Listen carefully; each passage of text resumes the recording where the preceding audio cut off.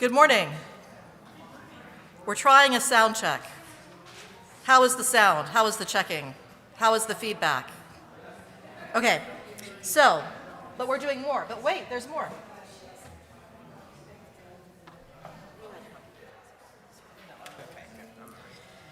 I'm going to lower this, Roberto, because it's like right there, my line of sight.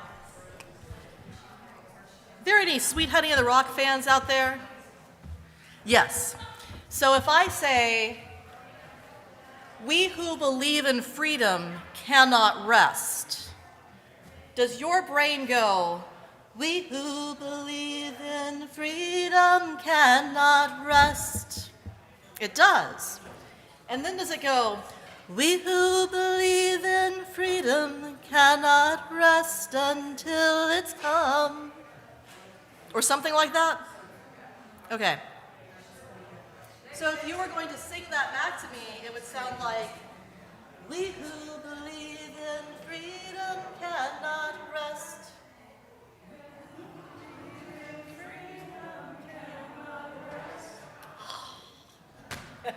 That's awesome. So if it comes up in the sermon that I say something like, we who believe in freedom cannot rest, we who believe in freedom cannot rest until it comes, the people will know to go, we who believe in freedom cannot rest.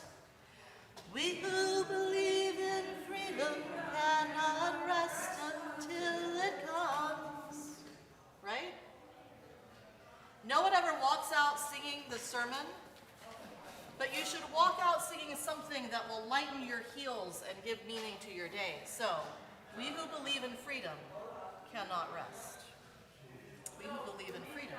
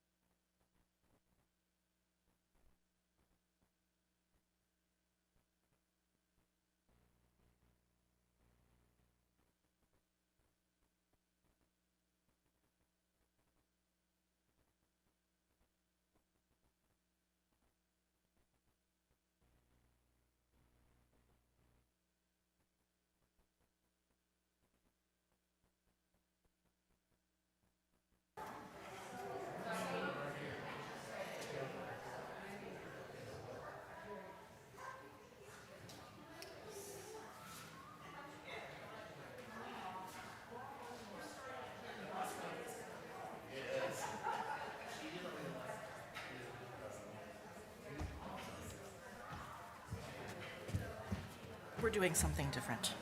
Hi, church. I feel like I have a stool somewhere. Okay.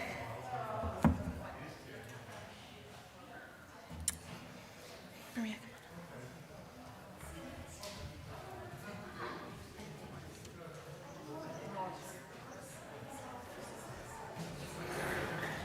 All right. So we're going to start in an unusual way today.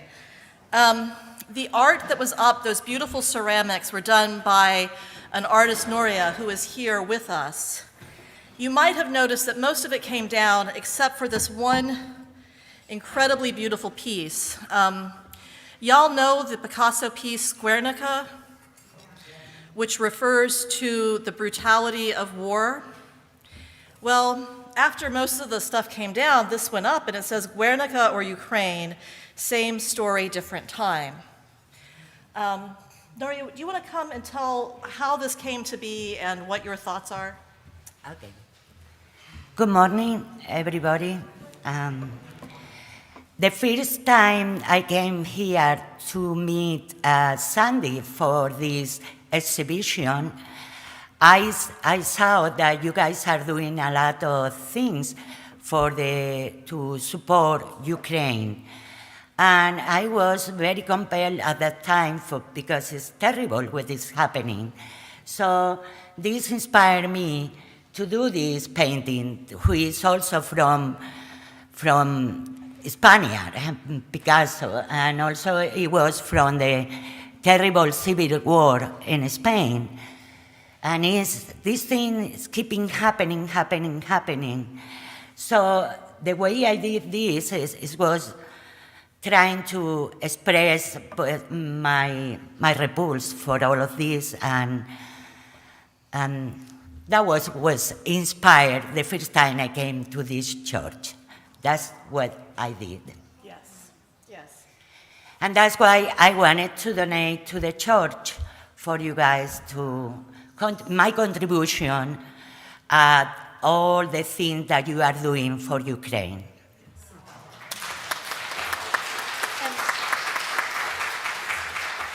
We were just talking in the just like a minute and a half ago. This is a little bit spontaneous. We're 30 seconds into this conversation. We were talking because the asking price for this is $250, and Sandy was saying we should find a way to get that to Ukraine, which is great. But I think part of we talk about the Spanish Civil War and the horror and the atrocities and the violence of war wherever it happens. It's a reminder that no one is ever really safe from that violence. So I made the suggestion that perhaps a donation to like the International Red Cross or somebody that serves across a wide swath of the world would be a way to recognize our universal concern for humanity. Yeah, so I would happily pay $250 for this. So if somebody wants to pay more, they have to beat me to it. Greg. Do you want to So, and we're gonna hang this back up on the wall. Sandy, will you hang it back up?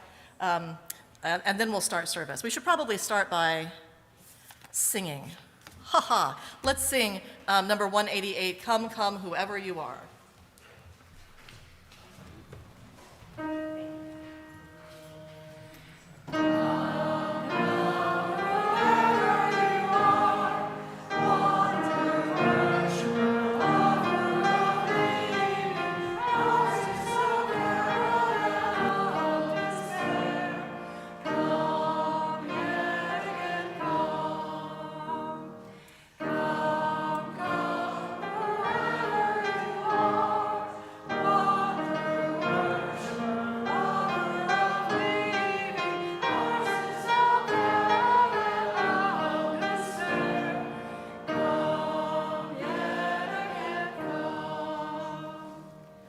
Thank you.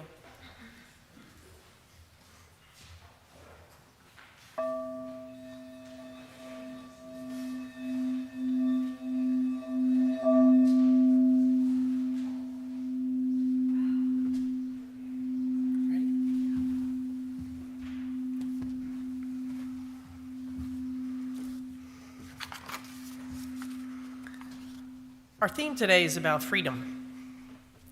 As we light this chalice today, a symbol of our own celebration of freedom and community, let's reflect on a few words from Condoleezza Rice.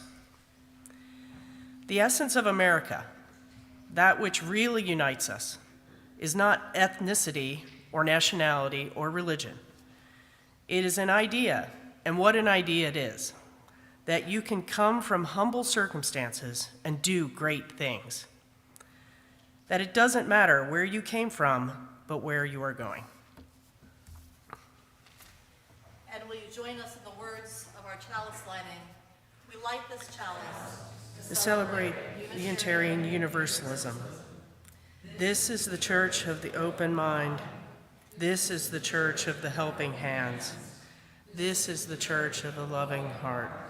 And together, we care for the church and each other. Thank you.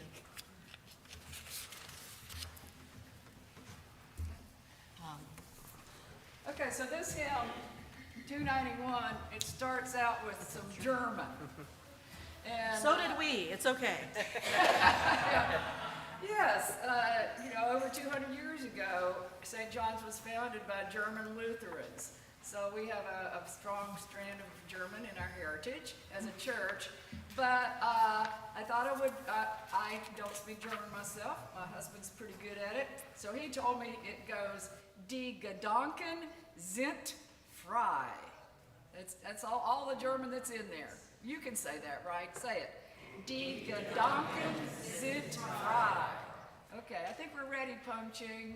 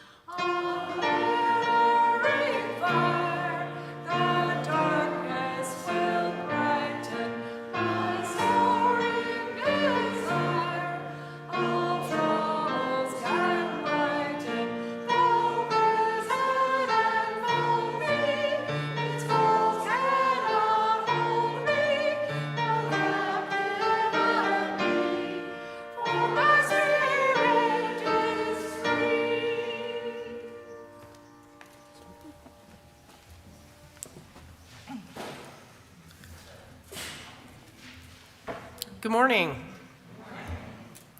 Welcome to St. John's Unitarian Universalist Church. My name is Rita Volz, and I'll be the worship associate today. The Reverend Mitra Jafarzadeh is our celebrant. Oh, and by the way, happy Pride, because Pride Week starts this week. Show your pride. We are a community of brave, curious, and compassionate thinkers and doers. We are diverse in faith, ethnicity, history, and spirituality, but aligned in our desire to make a difference for the good. We have a track record of standing on the side of love, justice, and peace. We are so happy you've chosen to worship with us today. If it's your first time, welcome. I think you'll find the community to be very spirited and welcoming.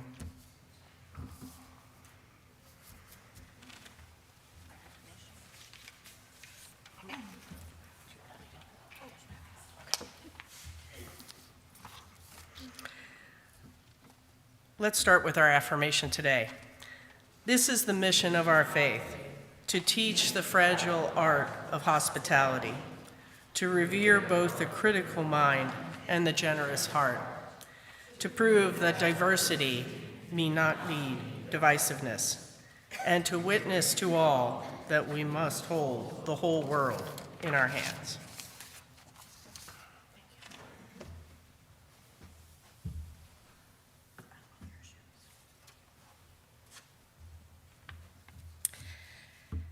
Okay, guys.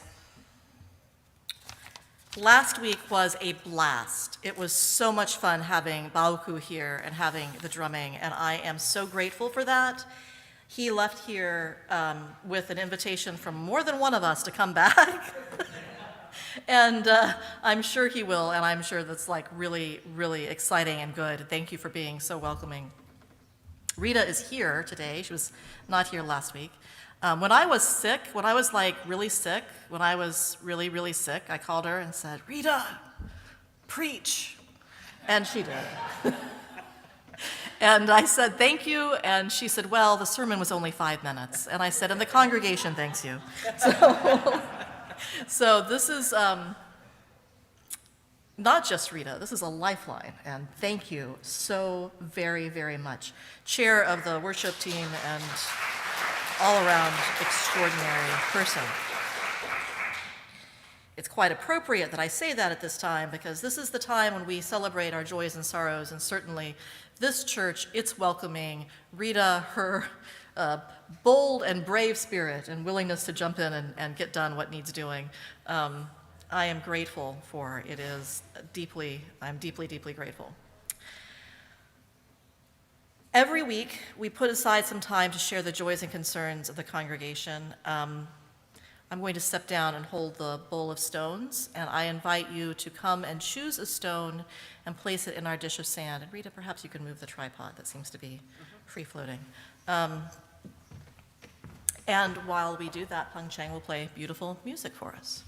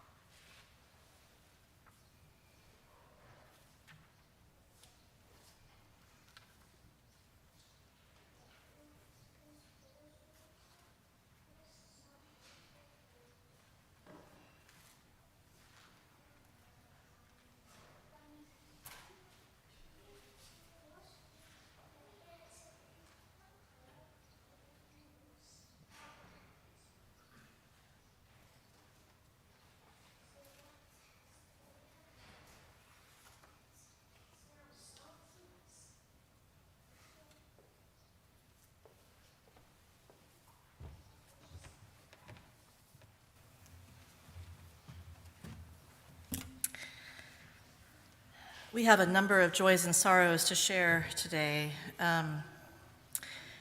David Terry shares that his father passed away on Friday.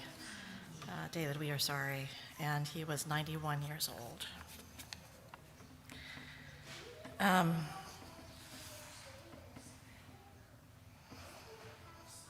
Rick Prairie has moved home and is in comfort care. Connie said that cards are welcome. I'll go visit this afternoon, but yeah. Kathy and Dave Rentz share, on Monday, we enjoyed celebrating our son Michael's graduation from his residency at Rush Medical Center in Chicago. A special joy was that his fiancée, Angela, won the Outstanding Nurse Award. Michael will be doing his fellowship in some simulation at the University of Wisconsin-Madison Medical Center next year. I got 98%. Hey, I shared earlier with the few people who were here. Today is Greg and Mai's 29th wedding anniversary.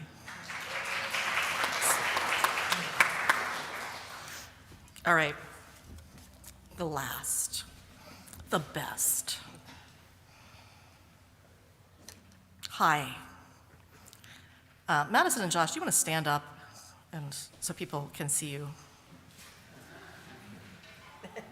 Madison and Joshua are expecting their first child in January.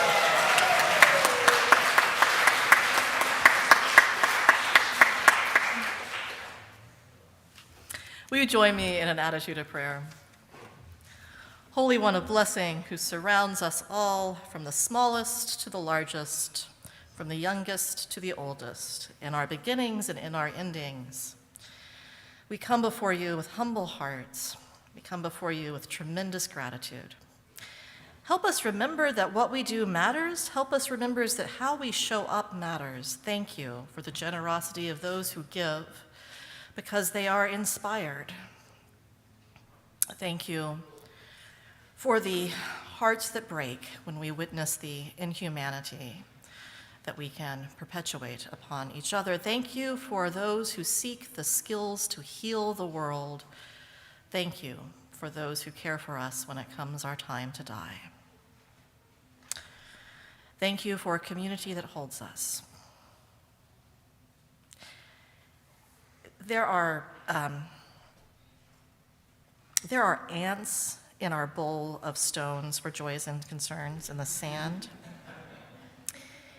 And I want to say a word of gratitude for the ants, because they probably hitchhiked in on flowers, and they are there to remind us that life goes on and finds a way.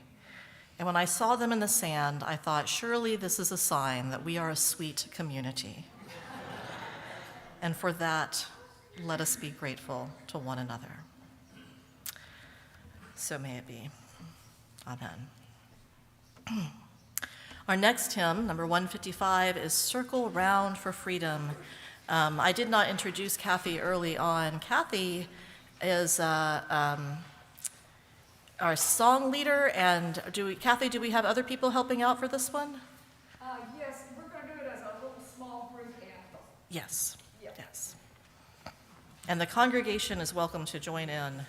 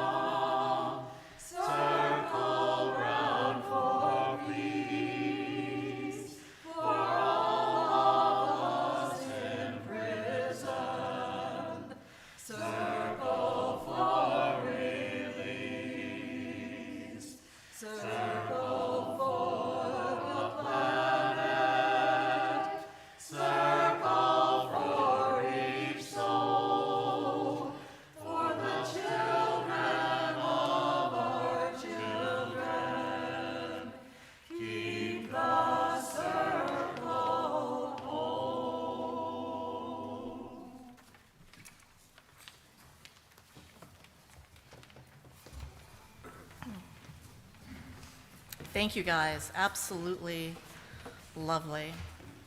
Do we have a board moment?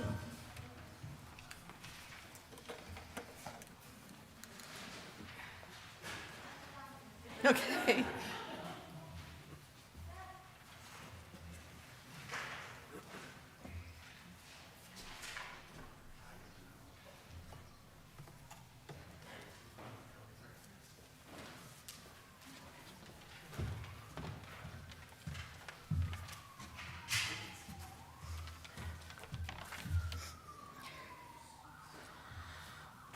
Good morning. My term as president of St. John's Board ends on July 1st. And then I'll be continuing to be on the board as past president.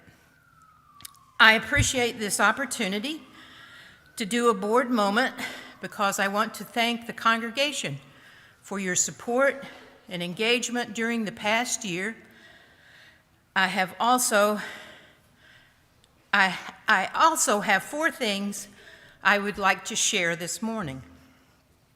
1, and I don't think he's here, but I want to especially thank our treasurer, Chris Wagner, who as a retired CPA brings knowledge and skill to this volunteer role. I really appreciate all that Chris has done for St. John's this year.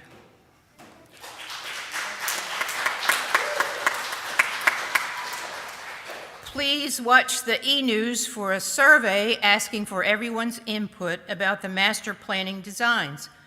Those options are posted in Crowpfeifer and online. We hope you will respond to the survey.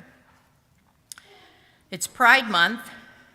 I want to encourage you to join other UUs on Saturday when the UU Council of Cincinnati participates in the Pride Parade and Festival. By participating in Pride, you are putting into action your UU commitment to respect all people and to work for social justice. Plus, Pride is fun. Please see the e-news, and it's also in the order of service. Lastly, I want to encourage everyone to find your niche and get engaged.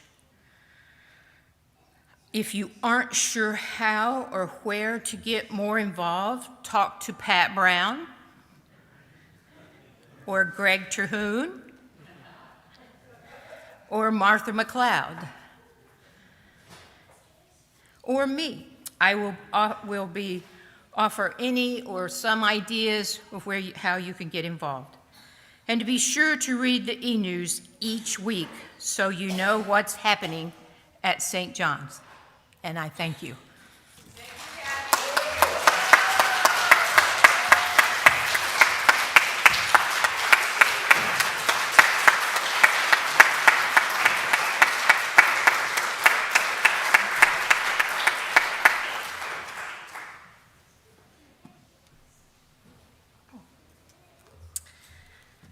Thank you. It is time to take up an offering to sustain the work of this church. I invite you to give as you are willing and able. Thank you.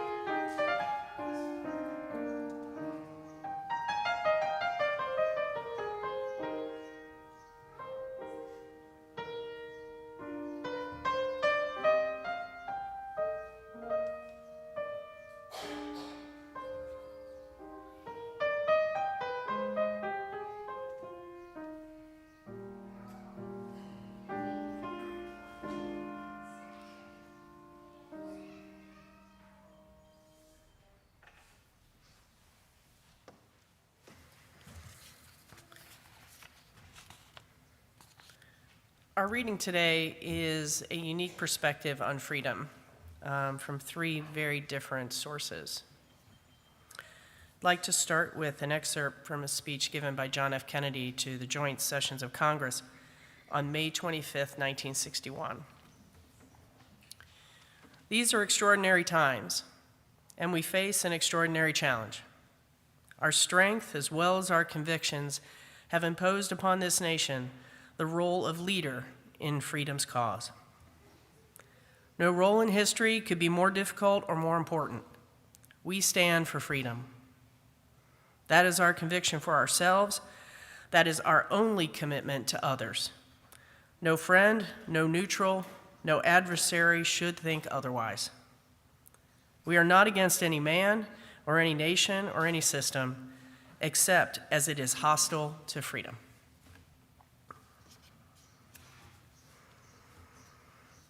Our next portion is from Maya Angelou, Love's Exquisite Freedom. We, unaccustomed to courage, exiles from delight, live coiled in shells of loneliness until love leaves its high holy temple and comes into our sight to liberate us into life. Love arrives, and in its train comes ecstasies, old memories of pleasure, ancient histories of pain. Yet, if we are bold, love strikes away the chains of fear from our souls. We are weaned from our timidity in the flush of love's light. We dare to be brave, and suddenly we see that love costs all we are and will ever be. Yet it is only love which sets us free.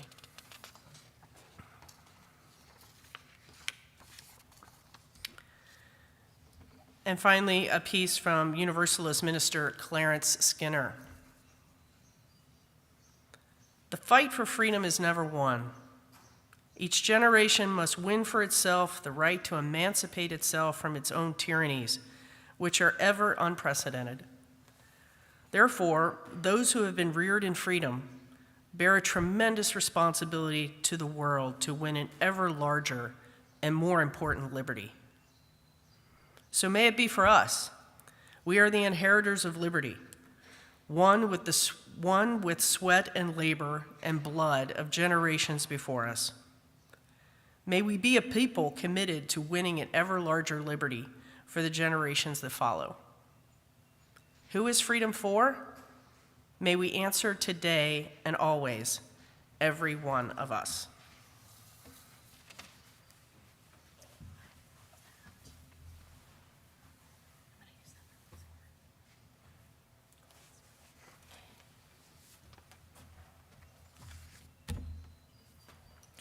That'll do.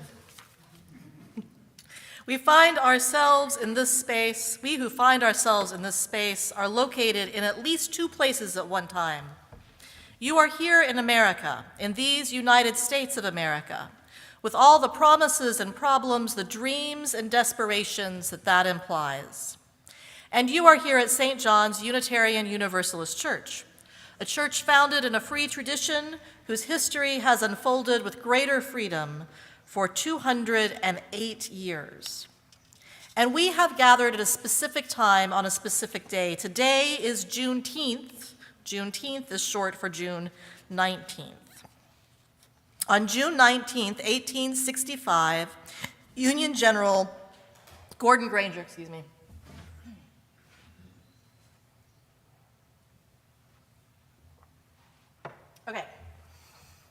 June 19th, 1865, Union General Gordon Granger arrived in Galveston, Texas, to announce the emancipation of slaves. The texts that I read tell me that 250,000 people were freed from that proclamation in Texas. But that seems like a small number to me. But still, if you think about it, 250,000 people. The Emancipation Proclamation had become law in 1863. President Lincoln was assassinated on April 14th, 1865. So from April 14th to June 19th, like time had passed. So 2 years had passed since the actual Emancipation Proclamation and this showing up in Galveston, Texas on Juneteenth and saying, you know, y'all are free. And by the way, you have been free. And I keep thinking, in 2 years, how many people died not knowing that they were dying free? How many babies were born and taken from their parents? How many children sold away? How many lovers separated in 2 years? There's a tragedy in that timing that is more enormous than any number can represent. I could say that maybe word just traveled really slowly in the 1800s, right? You know, they didn't know because it took a long time for the word to reach them in those days. We could say that there were many in power who didn't want to hear what was being told. We could say the geography was different then, right? Like in the 1860s, we hadn't even blown up the hillsides to get highways through. We were moving slow. That's surely the explanation. Apropos of nothing, let me read you something from Wikipedia that has nothing to do with anything. The Pony Express was an American express mail service that used relays of horse-mounted riders. Do y'all know this? Did you know that it ran from April 3rd of 1860 to October 26th of 1861? It ran from Missouri to California and was operated by the Central Overland California and Pikes Peak Express Company.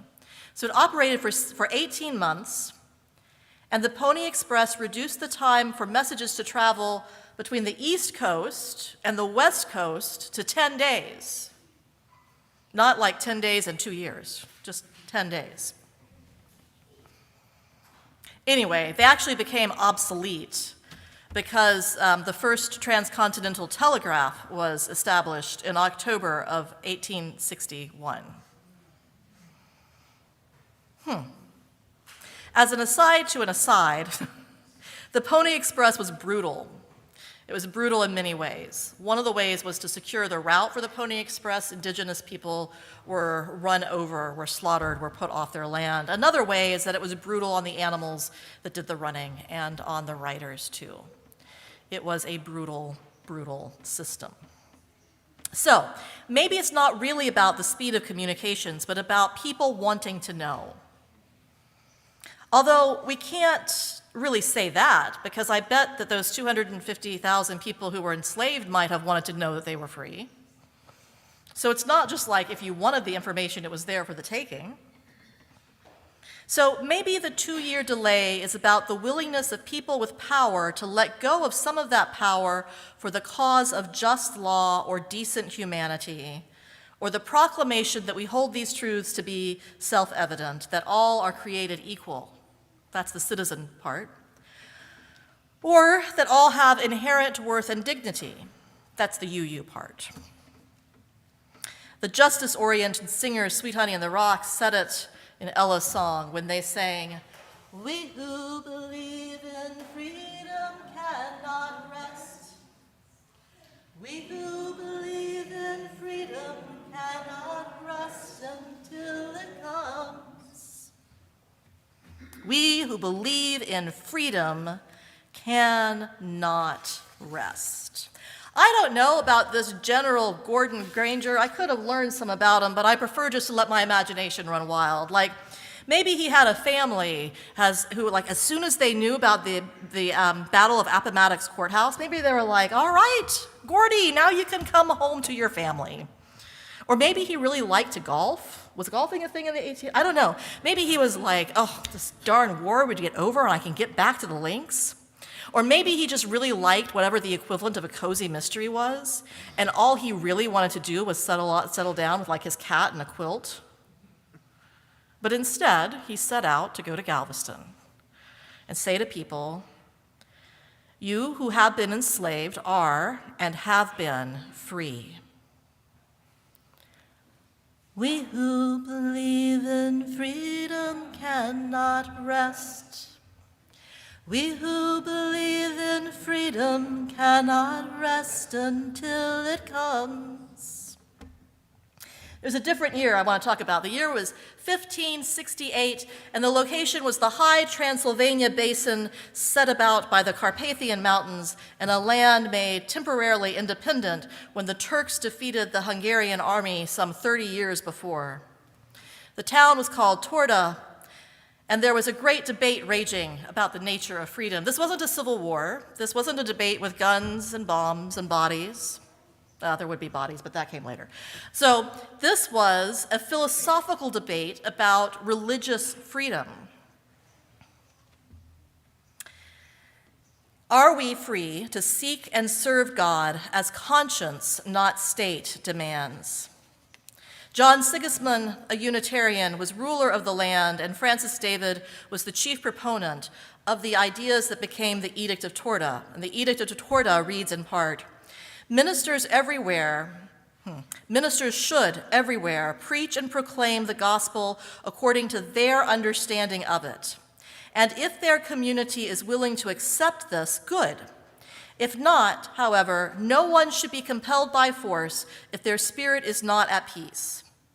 No one is permitted to threaten, imprison, or banish anyone because of their teachings, because faith is a gift from God.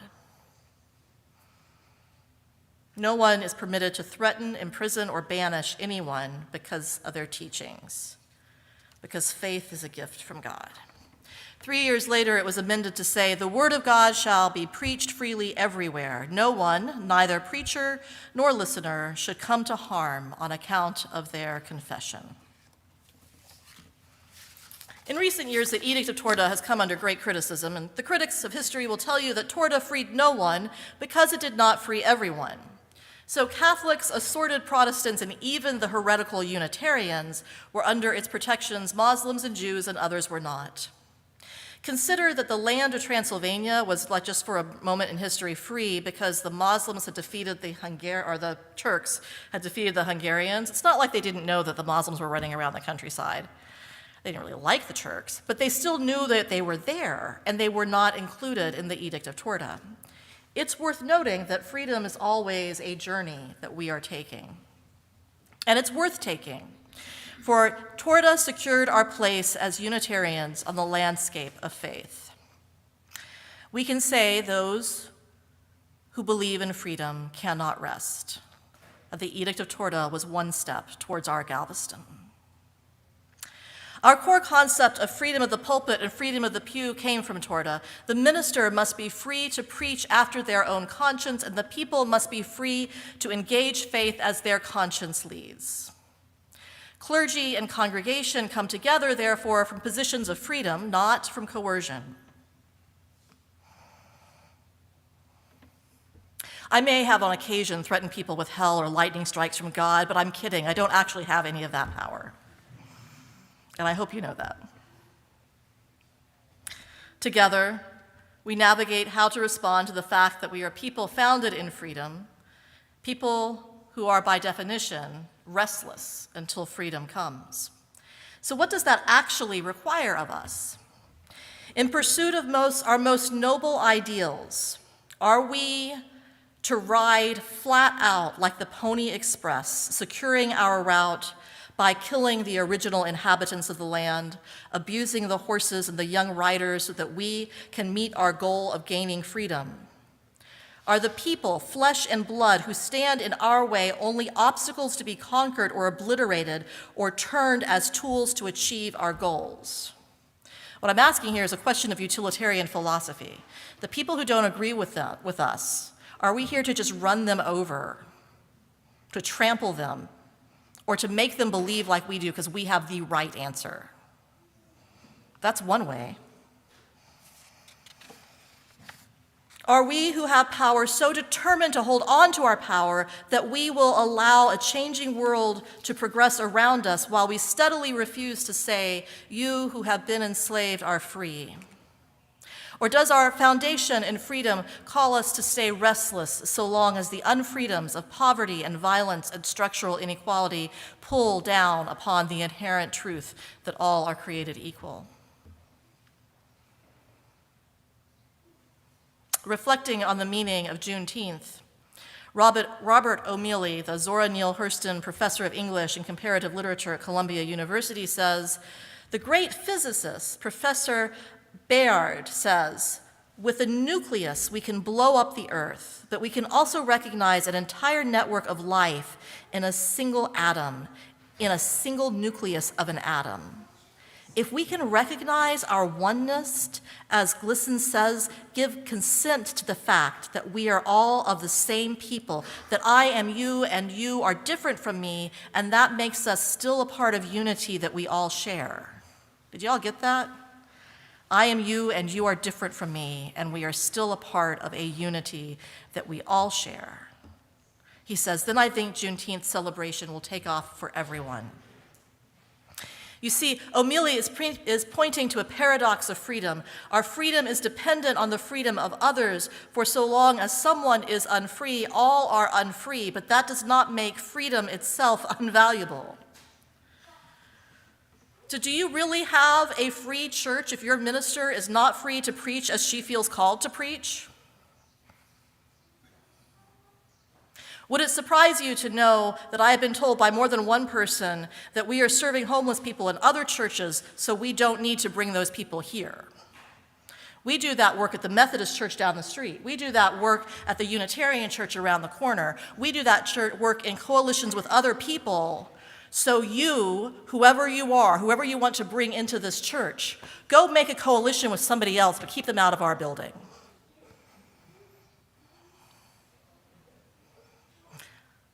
Being without housing is an unfreedom. IHN serves families. At least 50%, typically more than 50% of the human beings they serve are children. You cannot raise a child with inherent worth and dignity, with the bright beauty of their souls, when you are struggling to find a place for them to sleep. That's why we have, I don't know, always, as far as I know, for years and years and years, helped our neighboring congregation provide support. And we did it at their location, which is easy for us, because then we don't have to bring them into our house. But what happens, friends? What happens when that location decides to not host anymore? What happens if your minister has been told, don't bring those people here? Because you know what, it doesn't, I don't really matter. Also, I am made of stubbornness, so telling me not to say something is like the surest way to get it said. The real attempt there is to silence you, right? The real attempt there is to keep it from coming before the congregation so that the congregation can decide you are a free people. There's no obligation to have homeless families in this building. Zero. There is zero obligation to actually do anything. There's zero obligation to support Pride. You will not go to hell if you do not support Pride. You might go to hell if you don't support Pride. You won't go to hell if you don't support Pride. I mean, we are truly a free congregation. What compels us because we have opted in. If we believe in freedom, we cannot rest until it comes. But understand, in the context of this community, the freedom is yours to claim, because it will be eclipsed by those who would silence your voice.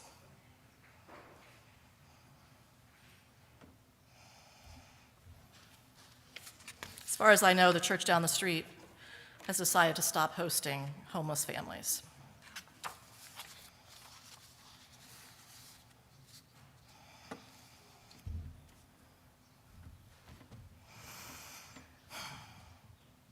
Torda and Galveston, Juneteenth, the Edict of Torda.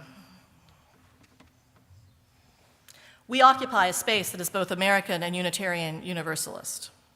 Years and years ago. And I was trying to think about how many years ago, and I don't know, because it was just years and years ago. It was 5 or 6 or 7 or 8. It probably wasn't 9, but it was a long time ago.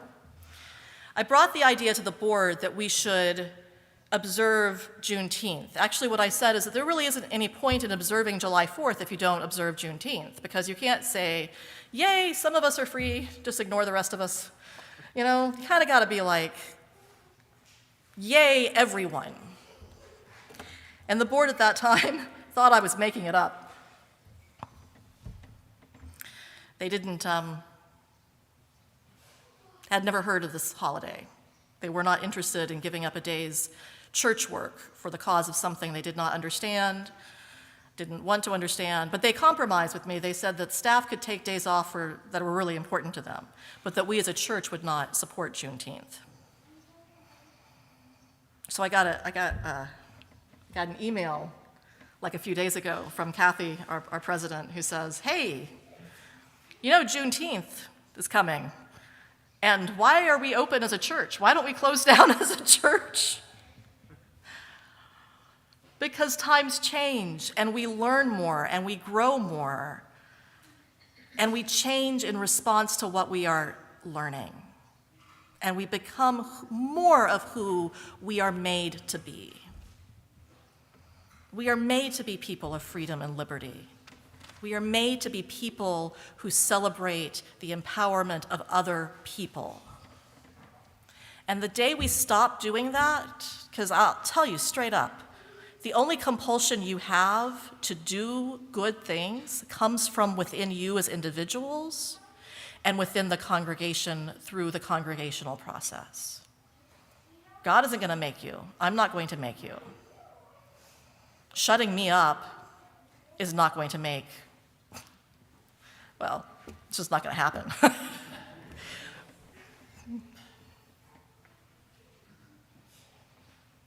But be aware that there are people in this congregation who have told me flatly, I have destroyed other ministers' careers and I will destroy yours too if you do not do what I want you to.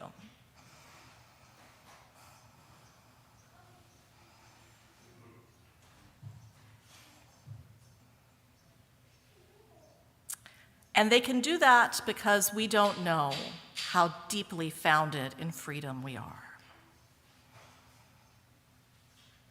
It is written in the nucleus of our atoms, and we couldn't give it up if we tried.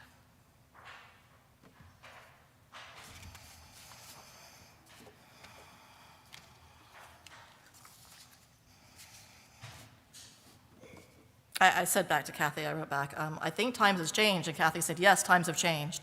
Times have changed, but they're not done changing. They're gonna keep on changing, and I love that.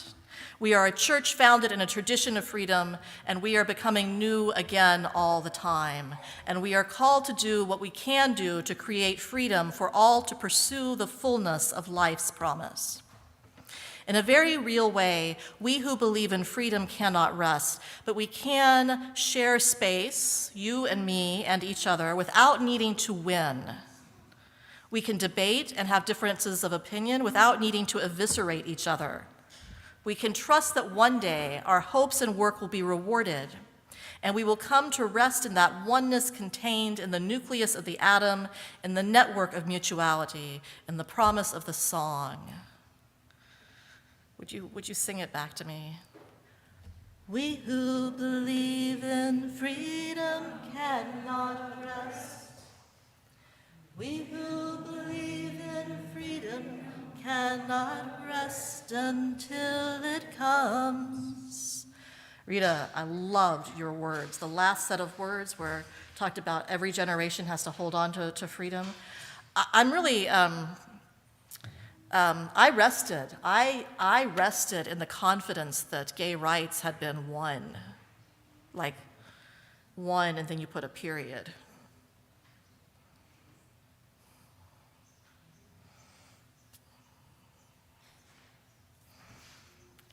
Your order of service doesn't say show up at Pride. It says show up at this intersection at this hour at this time. It's very, very specific. You can put it in your pocket. You can take it with you. You can use the QR code and put it on your phone and take it with you. We who believe in freedom have work to do. So may it be. Amen.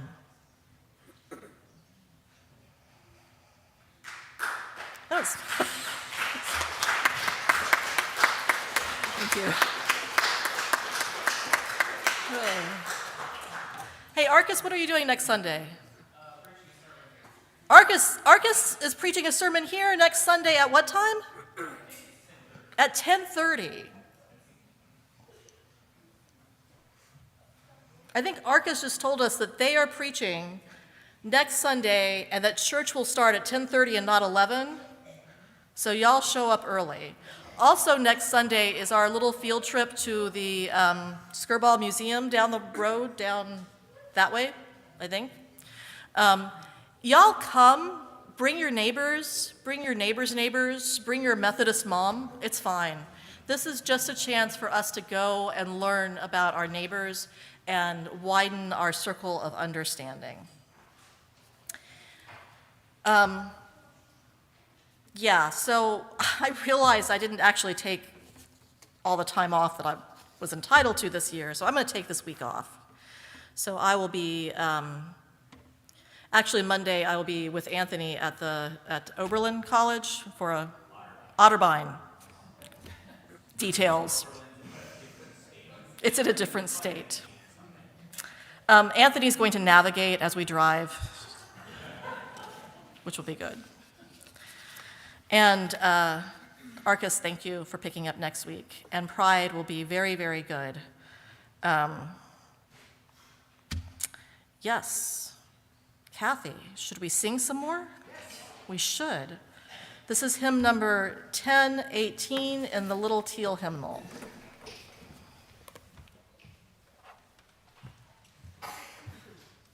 This is some kind of intro, don't you?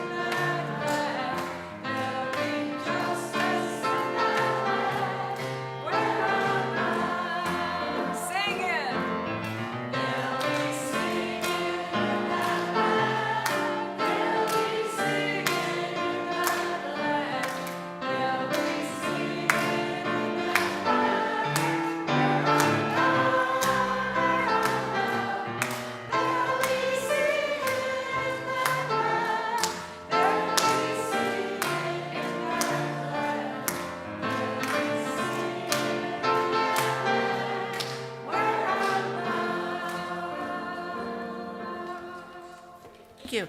Let's return to the words of Clarence Skinner. The fight for freedom is never won. Each generation must win for itself the right to emancipate itself from its own tyrannies, which are ever unprecedented.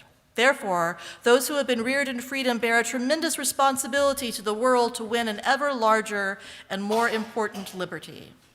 So may it be for us.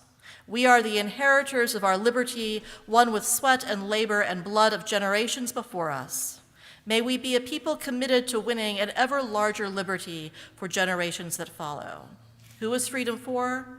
May we answer today as always, every one of us, every one of us. Go in peace, dear friends. Stay for cookies. Hi, Will. Will is here, and Will made bread, like fresh bread. Yes. So let us break bread together and have coffee and celebrate the goodness of being St. John's. Go in peace. Stay for coffee.